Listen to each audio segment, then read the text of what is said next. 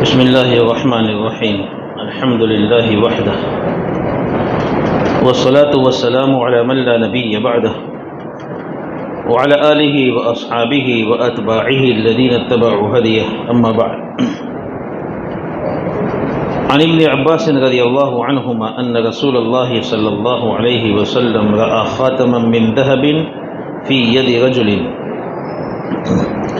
فنزعه فطرحه وقال: يعمد أحدكم إلى جمرة من نار فيجعلها في يده.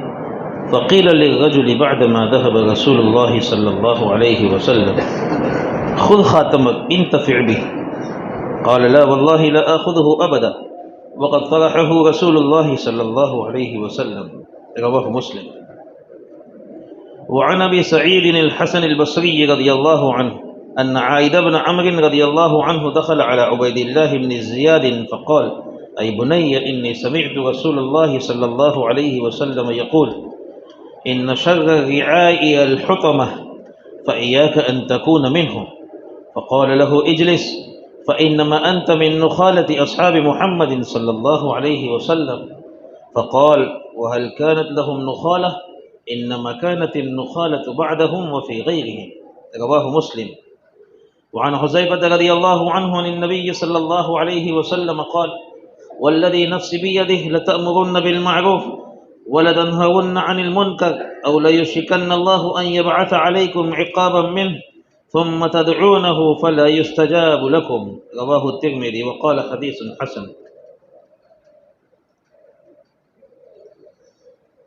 محترم دوستو، بزرگو، پوری امت مسلمہ پر اگر ہم اس وقت نظر دوڑاتے ہیں تو ہمیں پتہ چلتا ہے کہ امت مسلمہ اس وقت حالات کا شکار ہے۔ مختلف قسم کی سزائیں امت مسلمہ جھیل رہی ہے۔ کہیں پر آسمانی آفتیں ہیں بیماریوں کی شکل میں، ایسی بیماریوں کا وجود ہو رہا ہے جو بیماریاں لا علاج سمجھی جاتی ہے، جو انسان کو موت دیے بغیر چھوڑتی نہیں۔ کہیں پر زلزلوں کی شکل میں، تو کہیں پر ظالموں کی جانب سے ظلم کی شکل میں۔ عبادت گاہوں کو توڑا جا رہا ہے، مسجدوں کو مسمار کیا جا رہا ہے، یا رہنے والے جو مکان والے مکی ہیں ان کے گھروں کو برباد کیا جا رہا ہے۔ مختلف قسم کی سزائیں امت مسلمہ اس وقت جھیل گئی۔ اس سے پہلے بھی ہم نے بتایا تھا کہ یہ جو سزائیں ہیں وہ اللہ کی جانب سے ایک دنیا چلانے کا نظام ہے، جس میں اللہ رب العزت ہمیں یہ سبق دینا چاہتا ہے کہ جتنی بھی نافرمانیاں دنیا میں بڑھتی جائے گی، اللہ کی جانب سے اتنی ہی سزائیں اترتی جائے گی۔ اور دنیا کی ہر چیز اللہ کا لشکر ہے۔ جس لشکر کے ذریعے سے اللہ ہم کو سزا دینا چاہے، اللہ دے سکتا ہے۔ ہمارے گھر میں موجود ہمارا بیٹا یہ بھی اللہ کا لشکر ہے۔ اگر اللہ چاہے تو باپ کو اس کے بیٹے کے ذریعے بھی سزا دے سکتا ہے۔ ہماری بیوی یہ بھی اللہ کا لشکر ہے۔ اگر اللہ چاہے تو بیوی کے ذریعے سے بھی شوہر کو سزا دے سکتا ہے۔ وہ کسی کو بھی اپنا لشکر بنا لے، دشمنوں کو اپنا لشکر بنا لے۔ جتنی بھی سزائیں ہیں، یہ سزاؤں کی مین بنیادی وجہ میرے دوستو گناہ ہے، نافرمانیاں ہے۔ نافرمانیاں جتنی بڑھتی جائے گی اتنی ہی سزائیں اللہ کی جانب سے اترتی جائے گی۔ نافرمانیاں جتنی کم ہوتی جائے گی اتنی ہی اللہ کی جانب سے دنیا کا نظام صحیح چلتا رہے گا۔ نافرمانیوں کے کم ہونے کا راستہ، اس کا طریقہ اللہ نے ہمیں بتایا ہے۔ اس طریقے سے نافرمانیاں کم ہوگی، وہ طریقہ اپنائیں گے تو۔ قرآن کریم میں دو جگہ پر اللہ رب العزت نے ارشاد فرمایا۔ ایک جگہ پر ہے وَلَوْلَا دَفْعُ اللَّهِ النَّاسِ بَعْضَهُمْ بِبَعْضٍ لَفَسَدَتِ الْأَرْضُ وَلَكِنَّ اللَّهَ ذُو فَضْلٍ عَلَى الْعَالَمِينَ۔ دوسری جگہ ہے وَلَوْلَا دَفْعُ اللَّهِ النَّاسِ بَعْضَهُمْ بِبَعْضٍ لہدمت الصوامع وبیع وصلوات ومساجد یذکر فیہا اسم اللہ کثیرا۔ اللہ نے ہم کو اسلام میں ایک سنت، ایک طریقہ دیا ہے، جس طریقے کو کہتے ہیں مدافعت کا طریقہ۔ مدافعت، ہر شر کے مقابلے میں کھڑے ہو جانا، ہر برائی کے مقابلے میں کھڑے ہو جانا، ہر گناہ کے مقابلے میں کھڑے ہو جانا، اس کو کہتے ہیں مدافعت۔ جیسا زمانہ، جیسے حالات، اس کے مطابق یہ طریقہ اپنایا جاتا ہے، مدافعت والا طریقہ۔ جیسا زمانہ، اگر کسی زمانے میں ضرورت پڑی اس بات کی کہ مدافعت کے لیے جہاد کا طریقہ اپنایا جائے تو اس وقت جہاد کا طریقہ اپنایا جائے گا۔ اگر کسی وقت ضرورت پڑی کہ مدافعت کے لیے سمجھانے کا طریقہ اپنایا جائے تو سمجھانے کا طریقہ اپنایا جائے گا۔ سمجھانے میں بھی زبان سے سمجھانے کی ضرورت پڑی تو زبان سے سمجھایا جائے گا، ہاتھ پاؤں سے سمجھانے کی ضرورت پڑی تو ہاتھ پاؤں سے سمجھایا جائے گا۔ مدافعت کا طریقہ اس کو کہتے ہیں۔ برائی کے مقابلے میں انسان ڈٹ جائے، اس کا مقابلہ کرے۔ اللہ کیا فرماتے ہیں؟ وَلَوْلَا دَفْعُ اللَّهِ النَّاسِ بَعْضَهُمْ بِبَعْضٍ لَفَسَدَتِ الْأَرْضُ وَلَكِنَّ اللَّهَ ذُو فَضْلٍ عَلَى الْعَالَمِينَ۔ اگر یہ اللہ کی جانب سے مدافعت کا طریقہ نہ ہوتا تو اس کا نتیجہ یہ ہوتا کہ پوری دنیا فساد سے بھر جاتی۔ دوسری جانب اللہ فرماتے ہیں وَلَوْلَا دَفْعُ اللَّهِ النَّاسِ بَعْضَهُمْ بِبَعْضٍ لَهُدِّمَتْ صَوَامِعُ وَبِيَعٌ وَصَلَوَاتٌ وَمَسَاجِدُ يُذْكَرُ فِيهَا اسْمُ اللَّهِ كَثِيرًا۔ اگر یہ مدافعت کا طریقہ نہ ہوتا، برائی کے مقابلے میں کھڑا کرنا اور کھڑا ہونا نہ ہوتا، تو اس کا نقصان اتنا بڑا ہوتا کہ ہمارے گھر تو دور کی بات ہے، اللہ کے جو گھر ہے، جہاں عبادت کی جاتی ہے، جہاں یہودی لوگ اپنی عبادت گاہوں میں عبادت کرتے ہیں وہ عبادت گاہ ہے، جہاں نصارہ لوگ اپنی عبادت گاہوں میں عبادت کرتے ہیں وہ عبادت گاہ ہے، اور وہ مسجدیں جہاں مسلمان اللہ کی عبادت کرتے ہیں اس کے سامنے اپنا سر جھکاتے ہیں، وہ مساجد بھی گرا دی جاتی۔ دیکھو ہے نا، مختلف قسم کی جو سزائیں امت مسلمہ جھیل رہی، ان میں سے ایک سزا یہ بھی ہو گئی کہ یہ طریقہ آج ہم سے مفقود ہو گیا ہے، ختم ہو گیا ہے۔ اس کی بنیاد پر ایک سزا آسمان سے یہ بھی آتی ہے کہ بے موسم بارش ہوتی ہے، یہ سزا بھی ہوتی ہے، تو دوسری طرف یہ سزا یہ بھی ہو رہی ہے کہ اللہ کے جو گھر ہے، جو مساجد ہے، جن کی حفاظت ہماری ذمہ داری تھی، ان مساجد پر بلڈوزر پھرایا جا رہا ہے، توڑا جا رہا ہے، کیونکہ مدافعت کا جو طریقہ تھا، مقابلے میں کھڑے ہونے کا جو طریقہ تھا، وہ چھوٹ گیا۔ دنیا سے اگر شر کو، برائی کو، گناہ کو، نافرمانی کو ختم کرنا ہے تو اس کے مقابلے میں ایک جماعت ایسی ہونی چاہیے جو جماعت اس کے مقابلے میں کھڑی ہو جائے۔ میرے نبی محمد صلی اللہ علیہ وسلم کی پوری سیرت، صحابہ کی پوری سیرت، تابعین کی پوری سیرت اٹھا کر دیکھیے تو سمجھ میں آتا ہے کہ یہ لوگ عام پبلک کے سامنے تو کیا، اپنے وقت کے بادشاہوں کے سامنے بھی، ان کے مقابلے میں بھی، ان کی برائیوں کے مقابلے میں بھی کس طرح ڈٹ کر کھڑے ہوئے۔ جہاں جیسا موقع تھا اس کے مطابق ہمارے نبی محمد صلی اللہ علیہ وسلم نے برائی کا مقابلہ کیا ہے۔ جیسا موقع تھا صحابہ نے مقابلہ کیا ہے اس کا۔ چند مثالیں سیرت سے بتاتا ہوں۔ ایک مرتبہ نبی کریم صلی اللہ علیہ وسلم کو ضرورت پڑی حاجت کی، اور آپ حاجت کے لیے جتنی پردے والی جگہ ہوتی تھی، ایسی جگہ، زیادہ پردے والی جگہ تلاش کرتے تھے، گھر سے باہر تھے۔ تو ایک انصاری صحابی کا باغ تھا، انصاری صحابی کے باغ میں نبی کریم صلی اللہ علیہ وسلم تشریف لے گئے۔ وہاں دیکھا آپ کو، وہاں ایک اونٹ تھا۔ اونٹ نے جیسے ہی نبی صلی اللہ علیہ وسلم کو دیکھا وہ رونے لگا، اس کی آنکھ سے آنسو بہنے لگے۔ اونٹ، جانور۔ اللہ کے رسول صلی اللہ علیہ وسلم اس کے قریب آئے، اس کے چہرے پر، ماتھے پر اپنا ہاتھ گھمایا، اس کے بعد آواز لگائی، من رب ھذا الجمل لمن ھذا الجمل، اس اونٹ کا مالک کون ہے؟ بلایا گیا اس کو، کہا یہ انصاری نوجوان اس کا مالک ہے۔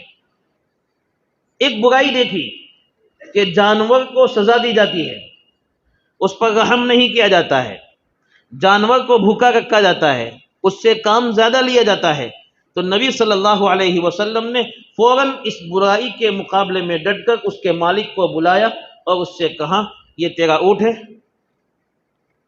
اللہ سے ڈر اس کے بارے میں، جس اللہ نے تجھے اس اونٹ کا مالک بنایا ہے اس سے ڈرنے کی ضرورت ہے۔ اس اونٹ کو تو کم کھلاتا ہے اور زیادہ کام لیتا ہے، یہ اونٹ تیری شکایت کر رہا ہے۔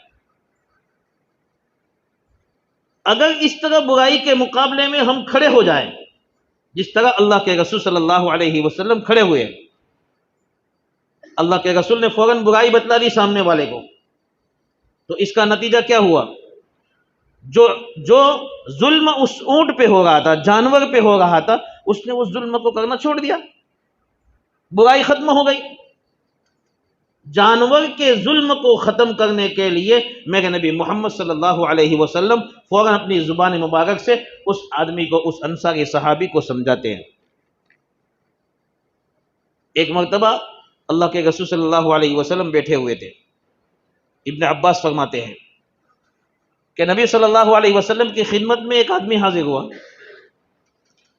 تو اللہ کے رسول صلی اللہ علیہ وسلم نے دیکھا کہ اس کی انگلی میں انگوٹھی ہے سونے کی۔ مرد کے لیے سونا پہننا جائز نہیں، نہ انگوٹھی کی شکل میں، نہ ہار کی شکل میں، کسی بھی شکل میں پہننا جائز نہیں، یہ عورت کے لیے ہے۔ تو اس کی انگلی میں انگوٹھی دیکھی سونے کی، تو حضور صلی اللہ علیہ وسلم نے پاس میں بلایا، اس کی انگلی سے وہ انگوٹھی نکال کر پھینک دی۔ اللہ کے رسول نے بذات خود، ایک برائی تھی، ایک شر تھا، ایک گناہ تھا، ایک اللہ کی نافرمانی تھی، اس کو فوراً ختم کرنے کے لیے اللہ کے رسول صلی اللہ علیہ وسلم نے یہ عمل کیا کہ اس کی انگلی سے انگوٹھی نکالی پھینک، اور اس کے بعد سمجھایا کہ تم میں سے ہر ایک آدمی جہنم کا شعلہ لینا چاہتا ہے، جہنم کا انگارہ لینا چاہتا ہے، یہ جہنم کا انگارہ ہے۔ یہ اللہ کے رسول صلی اللہ علیہ وسلم کی سیرت ہے۔ اللہ کے رسول صلی اللہ علیہ وسلم کے چلے جانے کے بعد صحابہ کا جذبہ بھی دیکھو، عجیب ہے کہ دوسرے ساتھی کہنے لگے اس صحابی سے، لے لو، حضور نے جو انگوٹھی پھینکی لے لو، پہنو مت، کسی اور کام میں استعمال کر لینا۔ اللہ کے رسول نے تو پھینکی اس لیے تھی کہ اس نے پہنی تھی نا، آدمی اس کو بعد میں بیچ بھی سکتا ہے، اپنی بیوی کو ہدیہ کر سکتا ہے، رشتہ دار کو ہدیہ کر سکتا ہے، یا کسی اور کو ہدیہ کر سکتا ہے، بہت سارے کام ہیں، اس سے فائدہ اٹھا سکتا ہے۔ اسے صحابہ نے اس سے فرمایا، اس صحابی سے، کہ آپ اپنی انگوٹھی لے لو، لیکن وہ پابند تھے حضور اکرم صلی اللہ علیہ وسلم کے حکم کے، چلنے والے تھے، بہت زیادہ چلنے والے تھے، اتباع کرنے والے تھے۔ وہ کیا کہنے لگے؟ لا واللہ لا آخذہ ابدا وقد طرحہ رسول اللہ صلی اللہ علیہ وسلم، جس کو لینا ہو وہ لے لے، اللہ کی قسم میں نہیں لوں گا اس انگوٹھی کو جس انگوٹھی کو میرے نبی نے اپنے ہاتھوں سے پھینک دیا ہے، اس کو واپس میں نہیں اٹھاؤں گا۔ برائی پر پکڑ فوراً کر دی ہے، برائی کے مقابلے میں حضور کھڑے ہو گئے ہیں، تو برائی کی نکیر، اس کا برا ہونا اس صحابی کے دل میں اتنی گہرائی میں بیٹھ گیا کہ وہ انگوٹھی چاہے میرے لیے استعمال کرنا جائز ہے، اس کو بیچ کر فائدہ اٹھانا، کسی کو ہدیہ دینا جائز ہے، اس کے باوجود وہ اس کو اٹھانے کے لیے تیار نہیں۔ یہ جذبہ ہے، یہی جذبہ صحابہ کرام رضی اللہ عنہم اجمعین کا بھی تھا کہ وہ ہمیشہ اس بات کو جب نکیر منکر دیکھتے تھے اس پر نکیر کرنے کے لیے تیار ہو جاتے تھے۔ اس سنت مدافعات والی جو سنت ہے اس کو اختیار کرنے کے لیے تیار ہو جاتے تھے۔ ایک صحابی ہے عائذ بن عمر، حسن بصری رحمۃ اللہ علیہ نقل کرتے ہیں اس واقعے کو۔ حسن بصری تابعین میں سے ہیں، بہت بڑے عالم ہیں، وقت کے عالم۔ اللہ نے اجمیوں سے کام لیا ہے۔ جب اللہ کے رسول صلی اللہ علیہ وسلم کے زمانے کے بعد حضرت ابو بکر اور حضرت عمر رضی اللہ تعالی عنہما کے زمانے میں جب اسلام بہت زیادہ پھیل گیا، عرب سے عجم میں گیا، تو عجم کے بہت سارے لوگ مسلمان ہوئے۔ ان مسلمانوں سے اللہ نے بہت کام لیا۔ حالانکہ عربی نہیں تھے، عجمی تھے، عجمی، عجمی کا مطلب جو عربی نہ ہو۔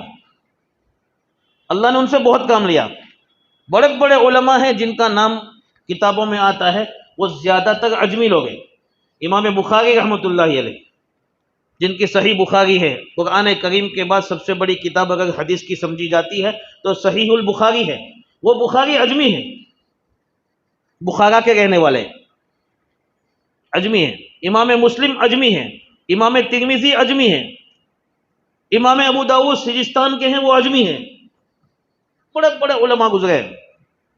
اللہ اپنے دین کی خدمت کے لیے کسی کا محتاج نہیں، وہ انسان کا بھی محتاج نہیں، جنات کا بھی محتاج نہیں، وہ چاہے تو پرندوں سے بھی کام لے سکتا ہے۔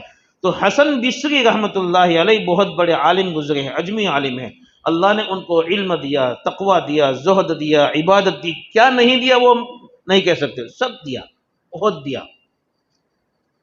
اس کی وجہ تھی ان کی والدہ خادمہ تھی حضرت ام سلمہ رضی اللہ تعالی عنہا کے گھر کی۔ ام سلمہ اللہ کے رسول صلی اللہ علیہ وسلم کی پیاری بیوی ہے، ان کے گھر کی خادمہ تھی ان کی والدہ۔ حسن بصری رحمۃ اللہ علیہ حضرت عمر رضی اللہ تعالی عنہ کے آخری دور میں پیدا ہوئے۔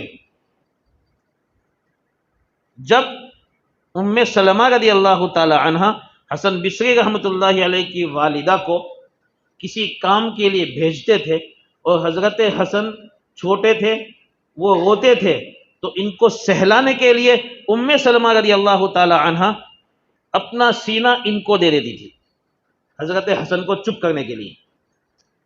یہ برکت تھی، دودھ کے وہ قطرات تھے جو ان کے منہ میں گئے تھے۔ اسی لیے علماء نے لکھا ہے کہ حسن بصری جو فصیح عربی بولتے تھے، حالانکہ وہ عجمی تھے، عربی نہیں تھے، لیکن ایسی صاف ستھری عربی بولتے تھے کہ لوگ حیران میں پڑ جاتے تھے۔ اس کی وجہ یہ تھی کہ انہوں نے ام سلمہ رضی اللہ تعالی عنہ کی برکتیں حاصل کی حضرت حسن نے۔ تو یہ حسن بصری رحمۃ اللہ علیہ وہ نقل کرتے ہیں عائذ ابن عمرو رضی اللہ تعالی عنہ کا واقعہ۔ عائذ ابن عمرو ایک صحابی ہے جو بیعت رضوان جو ایک درخت کے نیچے ہوئی تھی، اس بیعت رضوان میں شریک تھے، جن کا تذکرہ اللہ نے قرآن میں کیا ہے، اور بیعت رضوان میں جو بھی حاضر تھے ان کی مغفرت کا تذکرہ اللہ نے قرآن میں کیا ہے۔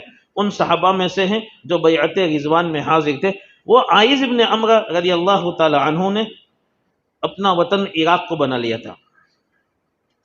ایک مرتبہ عبید اللہ بن زیاد کے پاس وہ گئے۔ عبید اللہ بن زیاد یزید ابن معاویہ کی حکومت میں عراق کے گورنر تھے۔ یزید ابن معاویہ یعنی حضرت معاویہ رضی اللہ تعالی عنہ کے بیٹے حضرت یزید، ان کی حکومت تھی، وہ حاکم تھے مسلمانوں کے، وہ خلیفہ تھے مسلمانوں کے، اور ان کی حکومت میں عبید اللہ بن زیاد عراق کے گورنر تھے۔ عبید اللہ بن زیاد بہت ظالم بادشاہ گزرا ہے، اس نے بہت ظلم کیا ہے۔ اسی کی گورنری میں حضرت حسین رضی اللہ تعالی عنہ کو شہید کیا گیا ہے، عبید اللہ بن زیاد کی۔ تو حضرت عائذ ابن عمرو رضی اللہ تعالی عنہ عبید اللہ بن زیاد کے پاس داخل ہوئے، اور داخل ہونے کے ساتھ ساتھ یہ صحابی تھے عائذ ابن عمرو، انہوں نے چاہا کہ عبید اللہ بن زیاد کو نصیحت کر لے، کچھ اچھی بات بتلا دے، کیونکہ یہ ڈرنے والے نہیں تھے۔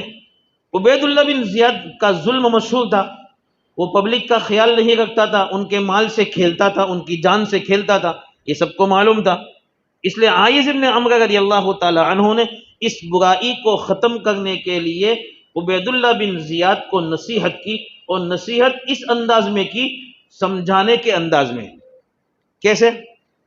انہوں نے فرمایا، اے میرے بیٹے، عائذ ابن عمرو چونکہ صحابی ہے، بڑے ہیں، عبید اللہ بن زیاد ان کے سامنے بیٹے کی طرح ہے، اس لیے فرمایا، میرے بیٹے، میں نے میرے نبی محمد صلی اللہ علیہ وسلم سے سنا ہے کہ آپ یہ فرماتے تھے، ان شر الرعاء الحطمہ، چرواہا جو ہوتا ہے نا، چرانے والا، جانور چرانے والا چرواہا، ان میں بدترین چرواہا وہ کہلاتا ہے جو اپنے جانوروں کے ساتھ بدسلوکی کرے۔ بہت سارے لوگ جانوروں کے ساتھ اچھا خیال رکھتے ہیں، اچھا تعلق رکھتے ہیں، ان کو نہلاتے ہیں، دھلاتے ہیں، ان کی خدمت کرتے ہیں، پھر ان سے فائدہ بھی اٹھاتے ہیں۔ ہمارے یہاں کے جانور تو چھان سے، گوبر سے اتنے بھرے ہوتے ہیں کہ کیسے ان کا دودھ دویا جائے، وہ کیسے ان کا دودھ پیا جائے، وہ سمجھ میں نہیں آتا ہے۔ لیکن بہت سارے لوگ ہوتے ہیں ایسے جو اس کو اپنی سواگی سمجھتے ہیں، اپنی روزی کا ذریعہ سمجھتے ہیں کہ میری روزی کا ذریعہ ہے، اس لیے صاف ستھرا رکھتے ہیں، خدمت کرتے ہیں، وقت پہ کھانا دیتے ہیں، وقت پہ پانی دیتے ہیں۔ بدترین چرواہا وہ ہے جو اپنے جانوروں کے ساتھ بدسلوکی کرے کہ جب پانی پلانے کی ضرورت پڑے تو مار کے پانی پلائے کہ جلدی پی کے چلو، وہاں سے لوٹانے کی ضرورت پڑے تو واپس مارے کہ جلدی یہاں سے چلو۔ یہ بدترین چرواہا ہے۔ عائذ بن عمرو رضی اللہ تعالی عنہ نے یعنی اللہ کے رسول کی یہ حدیث سنا کر اس کو یہ سمجھایا کہ چرواہا یعنی اس کی جگہ پر تو والی ہے، حاکم ہے، گورنر ہے، پبلک کا گورنر ہے، عراق کے لوگوں کا گورنر ہے، تو بدترین گورنر وہ ہے کہ جو اپنی پبلک کے ساتھ بدسلوکی کرے، ظلم کرے۔ یہ تو حدیث سنائی اللہ کے رسول کی، اس کو ایسا نہیں کہا کہ تو بدتر ہے، ایسا نہیں کہا، تو بدتر حاکم، ایسا نہیں کہا، اللہ کے رسول کی ڈائریکٹ حدیث سنائی۔ لیکن اس کے بعد یہ نصیحت فرمائی فَإِيَّاكَ أَن تَكُونَ مِنْهُمْ، اے عبید اللہ تو بھی ایسا آدمی، ایسا حاکم بننے سے بچ، ایسا فرمایا حضرت عائذ بن عمرو نے۔ ایک کھری بات تھی، ایک شر کے مقابلے میں وہ کھڑے ہوئے تھے، اچھی طرح سے بات کر دی، جس طرح بات کرنے کا طریقہ ہے، ڈائریکٹ اس پر حکم نہیں لگایا کہ تو بدتر ہے، بلکہ اللہ کے رسول کی حدیث سنا دی اور یہ نصیحت فرما دی کہ ایسا بننے سے تو بچ۔ لیکن اس کو لگا برا، اس لیے اس نے وار کیا حضرت عائذ بن عمرو پر اور یہ کہا بیٹھو یہاں، تم تو وہی اللہ کے رسول صلی اللہ علیہ وسلم کے صحابہ میں جو بچے کچے خراب لوگ ہیں ان میں سے تم ہو، نعوذ باللہ، ایسا کہا۔ نخالہ کہتے ہیں آٹے کو جب چھانتے ہیں اور وہ اس میں سے حصہ نکل جاتا ہے جس حصے کی روٹی ہم نہیں بناتے ہیں، اس کو کہتے ہیں نخالہ۔ اللہ کے رسول کے صحابہ میں سے تم بچے کچے گرے پڑے لوگوں میں سے ہو، ایسا اس نے وار کیا۔ حالانکہ اللہ کے رسول صلی اللہ علیہ وسلم کے صحابہ جتنے بھی ہو، چھوٹا ہو بڑا ہو، ہر ایک فاضل کہلاتا ہے، عظمت والا ہے، ہر ایک کی قدر ہے اسلام میں، کسی کے خلاف ہم زبان تراشی نہیں کر سکتے۔ جن لوگوں کے بارے میں اللہ نے سنا دیا، ان سے جو ہونے والا تھا اس کے باوجود اللہ جانتا تھا، اس کے باوجود اللہ نے سنا دیا، اللہ ان سے راضی ہے۔ جب اللہ کا فیصلہ ہو گیا تو مجھے اب ان کے لیے کوئی فیصلہ کرنے کی ضرورت نہیں کہ وہ ایسا تھے، ان میں سے وہ ایسے تھے، مجھے کوئی فیصلہ کرنے کی حق نہیں، حق بھی نہیں، ضرورت بھی نہیں۔ وہ صحابہ تھے، ہر ایک قدر اور منزلت والے تھے، درجے والے تھے، ان میں سے کوئی بھی گرا پڑا آدمی نہیں تھا، بچا کچا نہیں، گرا پڑا نہیں تھا۔ جس طرح گیہوں کے آٹے کا جو بچا ہوا حصہ ہوتا ہے جس کو ہم شمار نہیں کرتے، جس کی کوئی قدر نہیں ہوتی، ایسا نہیں تھا۔ لیکن عبید اللہ بن زیاد نے جب یہ طعنہ دیا تو پھر بھی انہوں نے اپنی جانب سے کوئی اس کا مقابلہ نہیں کیا۔ یہ ادب ہے۔ جب انسان شر اور فتنے کے خلاف کھڑا ہو جائے، برائی کو ختم کرنے کے لیے کھڑا ہو جائے، تو سامنے والا اس پہ حملہ کرے گا، اس کی ذات پہ حملہ کرے گا۔ عام طور پر کہتے ہیں نا، تو کہلو پاک صاحب سے منے خبر چاہیے، ایسا ہوتا ہے۔ لیکن اس کی وجہ سے ہم اس کے مقابلے میں کھڑے نہ ہو جائے، اپنی ذات کے لیے بدلہ لینے کے لیے کھڑے نہ ہو جائے۔ صحابہ کی یہ عادت نہیں تھی۔ حضرت عائذ بن عمرو رضی اللہ تعالیٰ عنہ کو جب اس نے یہ کہا تو حضرت عائذ اپنی ذات کا بدلہ لینے کے لیے کھڑے نہیں ہو گئے، بلکہ حضرت عائذ رضی اللہ تعالیٰ عنہ نے سب صحابہ کی جانب سے صفائی پیش کر دی اور یہ فرمایا، سنو، اللہ کے رسول کے صحابہ میں سب صحابہ افضل تھے، فضیلت والے تھے، ان میں کوئی بھی گرا پڑا صحابی نہیں تھا۔ اللہ کے رسول کے صحابہ کے بعد جو لوگ آئے ہیں ان میں کچھ اچھے بھی ہیں، کچھ برے ہیں، باقی اللہ کے رسول کے زمانے میں جتنے لوگ صحابی بنے ہیں ان میں کوئی بھی گرا پڑا نہیں ہے، سب اچھے لوگ ہیں۔ یہ جواب دیا۔ پھر یہ واقعہ ہے صحابہ کی سیرت کہ حضرت عائذ ابن عمرو وقت کا گورنر ہے، عبید اللہ بن زیاد ہے، عبید اللہ بن زیاد وقت کا گورنر ہے، معلوم ہے سب کو کہ یہ جان لے لیتا ہے، ظلم کرتا ہے، سب کچھ کرتا ہے، اس کے باوجود اس کے ظلم کے مقابلے میں ڈٹ کر انہوں نے اس کو نصیحت کی، نصیحت اچھے انداز میں کی، لیکن بہرحال نصیحت کی، صحابہ کی سیرت۔ ابو جعفر منصور ایک بادشاہ گزرا ہے، ابو جعفر منصور کئی سالوں تک اس کی خلافت رہی ہے۔ وہ ایک مرتبہ حج کو گئے، سفیان ثوری رحمۃ اللہ علیہ مینا میں ان کو ملنے کے لیے گئے، سفیان ثوری۔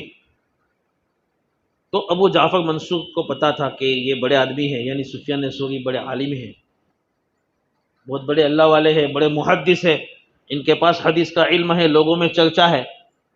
اس لیے ابو جعفر منصور نے ان کی قدردانی کی، ان کی خدمت کی، بادشاہ تھا وقت کا۔ اور اس نے ایک سوال کیا کہ اپنی ضرورت پیش کیجیے، درخواست کی، اپنی ضرورت پیش کیجیے۔ حضرت سفیان ثوری کو کہا، یعنی آپ کو کچھ ضرورت اپنی پیش کرنا ہو، کیونکہ بڑے آدمی ہیں تو آپ پیش کیجیے، کوئی ضرورت ہو تو میں اس کو پورا کروں۔ حضرت سفیان ثوری رحمۃ اللہ علیہ نے عجیب بات کہی، اپنی ضرورتیں تو کیا پیش کرتے، اس بادشاہ میں جو خرابیاں تھی، برائیاں تھی، جو انہوں نے سن رکھی تھی بادشاہ کے متعلق، وہ شروع کر دیا۔ سیدھا فرمایا ظلم سے بچو، ظلم اللہ کو پسند نہیں ہے، ظلم سے بچو، اللہ کو پسند نہیں، سیدھی بات یہ۔ تو سر جھکا لیا ابو جعفر منصور نے، تھوڑی دیر کے بعد واپس اٹھایا، واپس کہا کہ کوئی ضرورت ہو تو پیش کرو۔ تو انہوں نے یہ فرمایا، اے ابو جعفر، تم جس گدی پہ بیٹھے ہو وہ انصار اور مہاجرین کی قربانیوں کی بدولت پہ یہ حکومت ملی ہے، وہ انصار نے قربانیاں دی ہے، مہاجرین نے قربانیاں دی ہے، ان لوگوں کی قربانیوں کی بدولت تم اس گدی پہ بیٹھے ہو، اور انصار اور مہاجرین کی اولاد آج بھوکے مر رہی ہے، تم ان کا خیال نہیں رکھتے ہو۔ یہ انہوں نے کہا۔ بات سمجھ میں آ گئی؟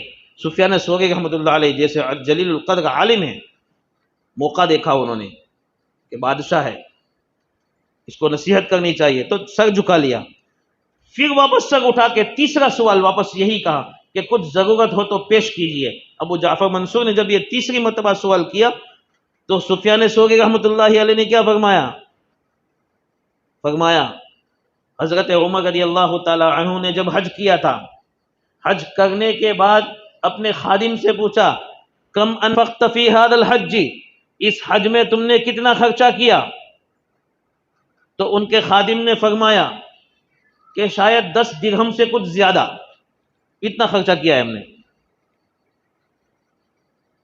حضرت عمر کا تو یہ حال ہے، اور ابو جعفر منصور سے کہہ گئے سفیان ثوری، تمہارا یہ حال ہے کہ تم حج کرنے کے لیے آئے ہو اور تمہارے پاس اتنا خزانہ ہے کہ لا تطیقها الجبال، جس خزانے کو اٹھانے کے لیے پہاڑ بھی کافی نہیں ہے، اتنا خزانہ تمہارے ساتھ ہے۔ تیسری بات کہی، سامنے والا بادشاہ وہ تو درخواست کر رہا ہے کہ کوئی ضرورت ہو تو میں اس کو پورا کروں، لیکن یہ ہے محدث ہے، عالم ہے، اپنی ضرورتیں پیش کرنے کے بجائے اس بادشاہ میں جو خرابیاں ہیں اس خرابیوں کے مقابلے میں ڈٹ کر کھڑے ہو گئے ہیں۔ موقع اس طرح میرے دوستو دنیا سے برائیاں ختم ہوتی ہے۔ برائیاں ختم ہونے کا ایک واحد ذریعہ ہے کہ سنت مدافعت والی سنت اگر یہ ہم نے اختیار کر لی اور اس کے مقابلے میں ہم ایک ایک کر کے کھڑے ہو گئے تو انشاءاللہ ہمارے معاشرے میں جتنی برائیاں پنپ رہی ہے وہ برائیاں ختم ہوگی، اور جب برائیاں ختم ہوگی تو اس کے نتیجے میں اللہ رب العزت جن آزمائشوں سے ہمیں گزار رہا ہے وہ آزمائشیں ہمارے اوپر نہیں آئے گی، ہمارے مکان نہیں توڑے جائیں گے، ہماری مساجد کو شہید نہیں کیا جائے گا، ہمارے مدارس کو شہید نہیں کیا جائے گا، یہ ہمارے کرتوت ہے۔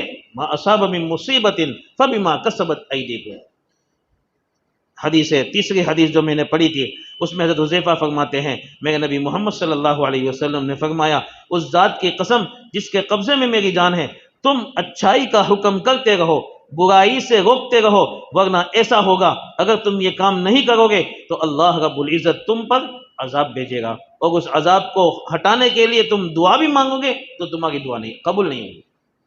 اس لیے میرے دوستو یہ حالات کا اگر مقابلہ کرنا ہے تو اس کا ایک راستہ ہے، ہم اپنی برائیاں اپنی ذات سے ختم کرنے والے بنیں، امت میں جو برائیاں ہیں، جو گناہ پنپ رہے ہیں، ان گناہوں کو ختم کرنے کی محنت کرنے والے بنے تو انشاءاللہ اس کے ذریعے سے یہ پورا دنیا کا نظام سدھرے گا. کریں گے انشاءاللہ.